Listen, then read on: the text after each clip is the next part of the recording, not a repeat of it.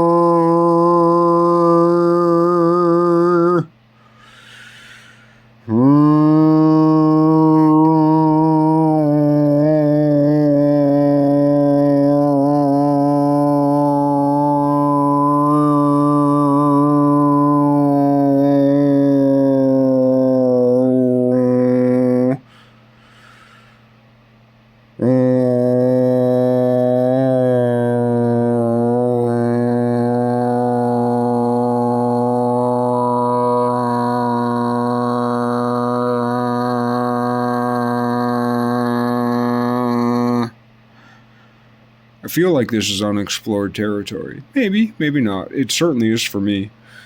Maybe, ugly as it is now, it can become something beautiful. Copulation isn't so pretty. Menstruation, ejaculation, not very pretty.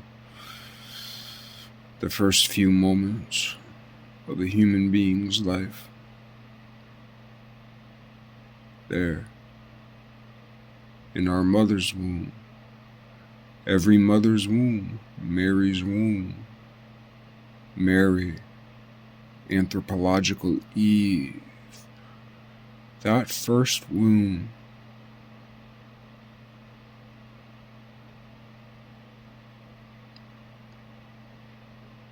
When eternity unspiraled through a cell.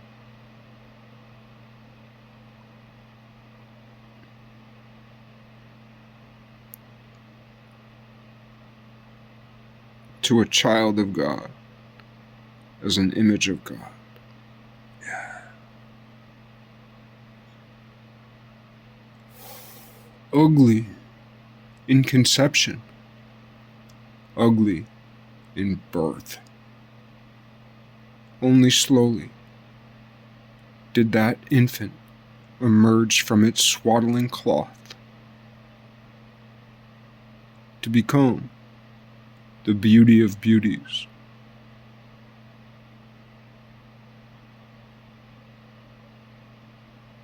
Only to be consumed before assumption. Yeah.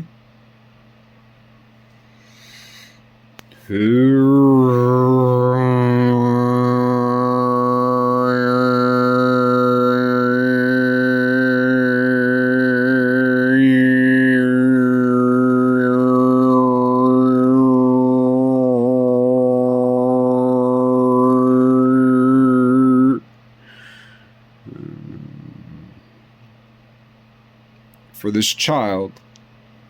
The heart is not yet beating, yet it unspirals. What can we find there? I don't know. This is just a note to myself. Thought I'd share it. Maybe someone will get it.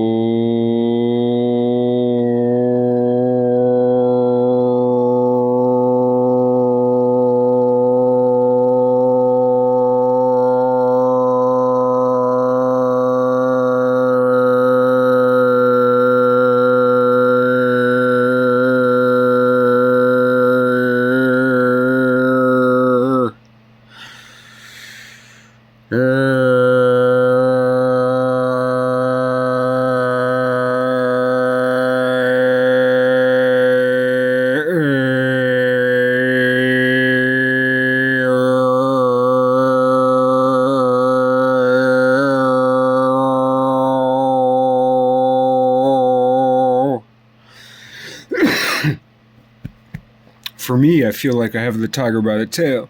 I know it doesn't look much like a tiger, it barely looks like a kitten, but stepping off the path.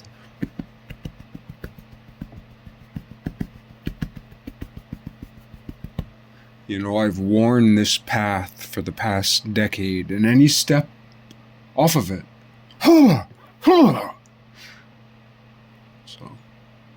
I guess I'm just asking that you allow me to step off this path for a minute or two, see where it leads. Maybe we can make a better path, because we're all walking on these paths, and all the way all these paths add up don't work yet totally, but they work a lot here and there and almost everywhere. But what happens where these paths don't work is so ugly that we do need to refine these paths, step outside of them a little bit.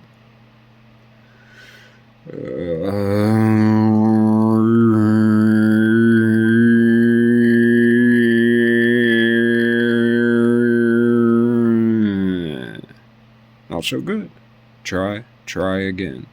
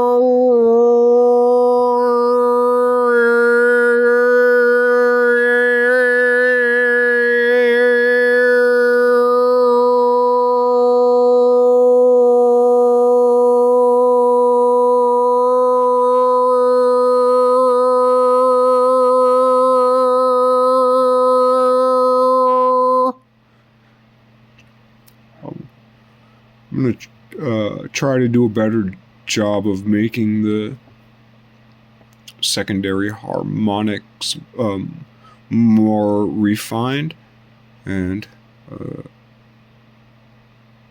I'm also, because there's the primary harmonic and the secondary harmonic, but I recognize there is a way to configure. There are many ways to have a primary and secondary harmonic and that kind of singing. There are many ways to, because there's the root and then the tree. There's the root harmonic and then the branch harmonics. But there's a way to also produce the leaf harmonics and even the fruit. Depending on the root harmonic and the secondary harmonic, the primary and secondary harmonic, they can be configured in such a way that there's a tertiary harmonic and even like I don't know how to say fourth and fifth, but there's like a fourth and fifth harmonic as well. So there's a way to undulate a singular human voice that makes essentially, it's a harmonic spectrum with 5 nodes. So essentially like 5 notes that fill out a harmonic form, that describe a harmonic solid with 5 peaks. A fat chord coming from one mouth. That's awesome. That's one of my favorite things about being human. And I'm not just saying it because it's something that I can allude to. I mean, as shitty as it sounds, like, there aren't many people who can make a couple sounds come out of their mouth at the same time. I'm one of them. I can do it with ease. Most of these sounds pretty ugly. It's kind of like that penguin in the movie Happy Feet. That's about what I sound like, but it's still different than the norm. And there's a philosophy behind it. And no one taught me how to do it. I figured it out on my own because I heard someone else do it. And I said, I want to do that. And so I just messed around with it. And I've come upon my own way of doing it that sounds different. And I think mostly now it's really ugly, but occasionally I stumble upon beauty. And that's why I still do it. Like my jazz, like the jazz we love is like, what the fuck, but beautiful all the time, right? I'm the jazz we don't love. Like, mostly I suck. My jazz sucks. But somewhere in those muddy waters, every now and then, a beautiful flower blooms. Maybe, maybe not. I don't know. Am I trying to justify my existence? Of course. I can't get away from it. Yet, here I am. So far, my existence mattered. We're only here if we matter. Once we no longer matter, we are no longer here. Here's the scuttlebutt on the street. Beneath the underground is that like once you no longer matter, you're no longer here. Who still matters? The apostles still matter. What is it? This generation will not pass before these things come to be. Something like that, I'm paraphrasing. Yet, we suppose, because the apostles were martyred, except for John, kind of. His martyrdom was a martyrdom. What? You think God is above such idioms, such literary quips, such bad jokes? God is the king of bad jokes, man.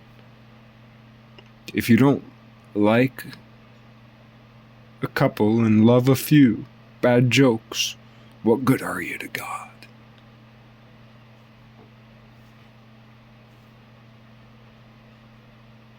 I only ask, we entertain the question.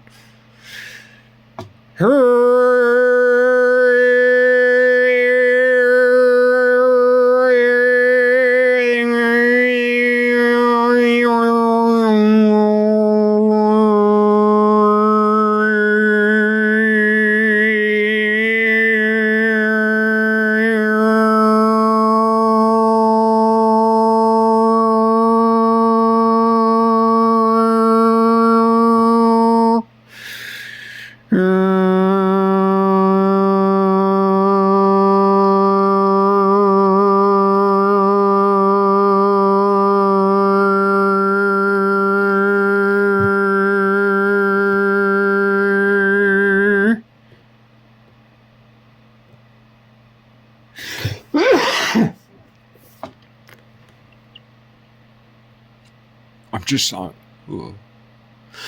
It's like I'm panning in the river for that gold. I'm sifting it. The waters are running over, and I'm sifting. I'm trying to find a little piece of gold. Just a little piece of gold. Why? So that God may help me counsel myself. Beauty.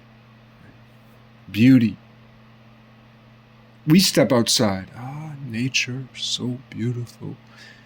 We are the only thing that believes nature is beautiful.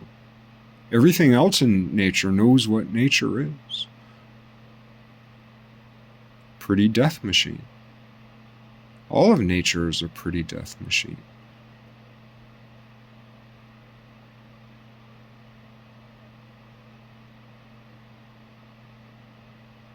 Everything is afraid and successful. Successful in killing and surviving. Surviving in a murderous world. We are the masters of benevolence in the face of a murderous world. That is what human beings are.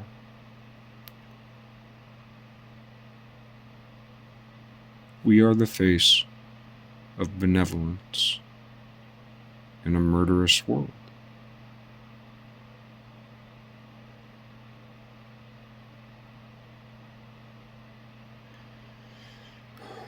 I guess I won't expound on it, but it's a good time to note that forgiveness and understanding, knowledge, forgiveness and knowledge are the answer of the day.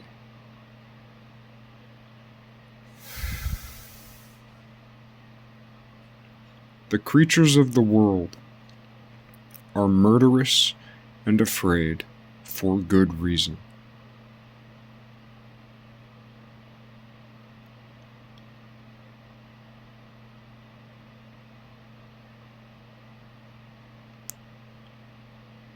We are the ones who can affect that concern. We are the ones who can affect that concern.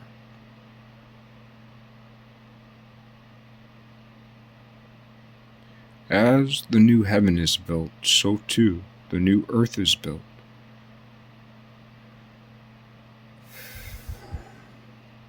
God, angels, demons, devils, saints, battle in heavenly realms. The final product of this battle will be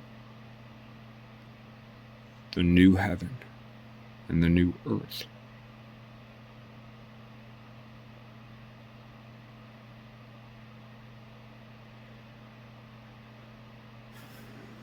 So as we work for this new earth below, as above, so below, as within, so without. Or, like in that movie Gladiator, what we do, I'm paraphrasing, what we do on earth, what we do in the world, echoes in eternity.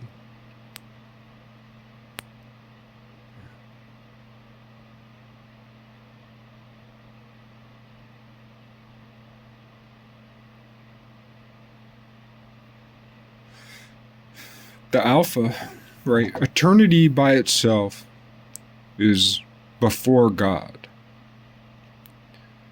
The Alpha is when eternity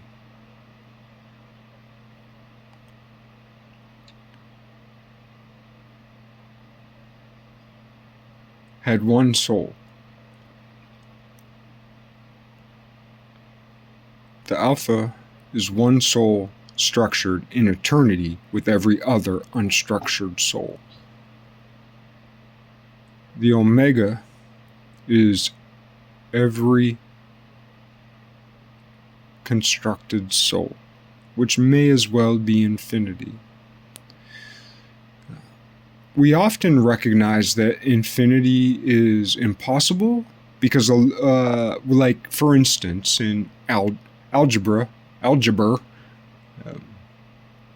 infinite slope is considered undefined because there's not a rise over run proportion that is plottable. But yeah, infinity is rational in a Cartesian sense, but we fail to ask, like, for instance, a Cartesian plane, an XY plane is actually impossible. An XY plane is impossible in the exact same way that infinite slope is impossible. Therefore, an infinite slope should be considered in the same respect as an XY plane is considered. Like a square grid plane. Very practical, very useful. We've done much with it. What a great tool. But it's like a tool in the geometric tool belt. It has limited function.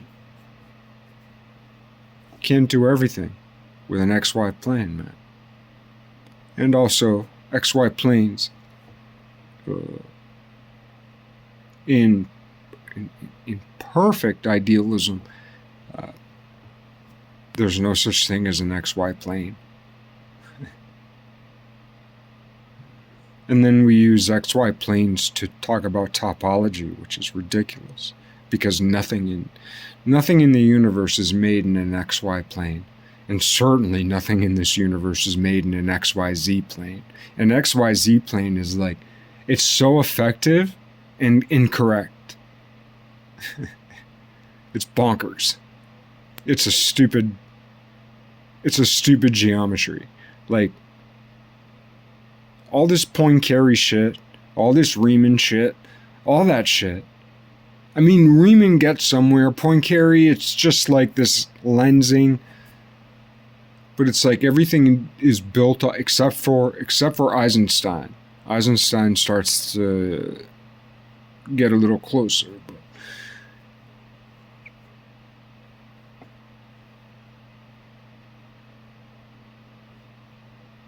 all this shit built off Descartes, all this shit off CAD drawings, architect XYZ. Yeah, very effective. Yeah, but mathematically incorrect. Effective at the human scale for short-term architecture, which is why all these buildings that have been built with XYZ principles instead of dome, gravity, arch principles will be gone.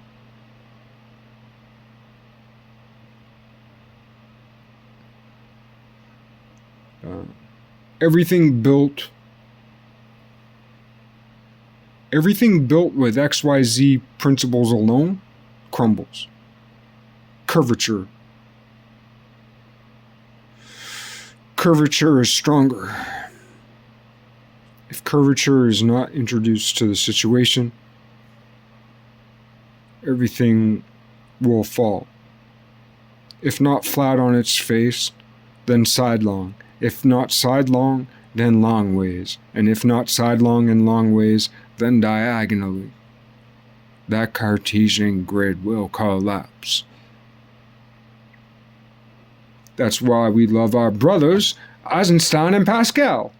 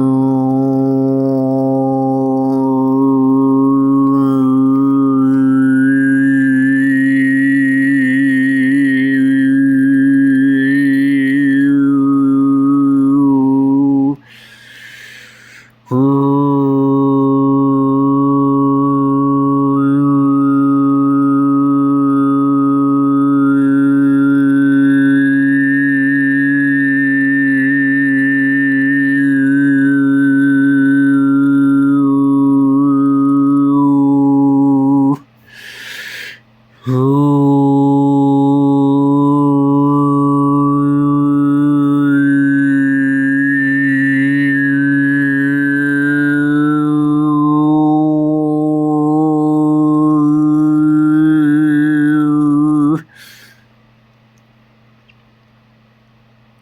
guess I'm trying too hard. But that's okay.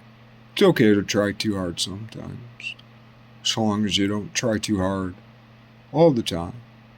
If you try too hard sometimes, then you say, hey, I'm trying too hard. And the next time, maybe you try too little. Next time, a little too hard. Next time, a little too little. And maybe the next time just right. Try again. We don't get 3 swings at the plate, at home plate. We don't get 3 swings. 3 strikes, you're out. We swing until we're gone. Fail.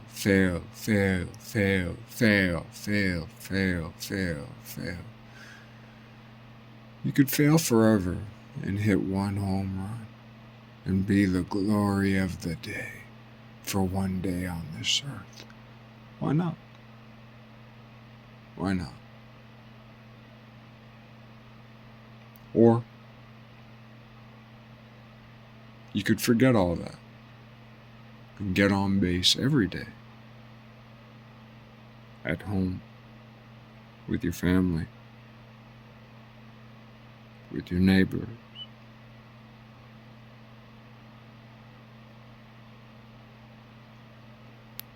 With the faith-based community, with the business community, participating in society, participating with people, participating with family and neighbors. It's the easiest thing in the world, but it seems so preposterous.